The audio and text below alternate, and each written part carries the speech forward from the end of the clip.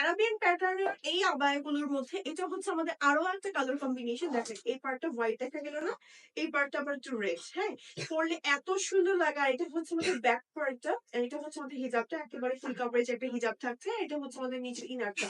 এই ব্ল্যাকটা যে না নিবে একেবারে টোটালি মিস হয়ে যাবে। কিন্তু ব্ল্যাক এন্ড গোল্ডেন কম্বিনেশনের ভেতরে আছে, এটাও কিন্তু খুব সুন্দর।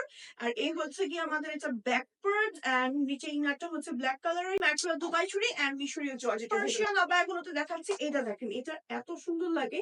বেসিক্যালি এটার নিচে একটা ইনার থাকবে এন্ড ইনারটা হচ্ছে এরকম হাফ স্লিভড হবে। উপরে আবায়াটা হচ্ছে এখানে বাটন আছে, আপনি বাটন চাইলে খুলতে পারবেন।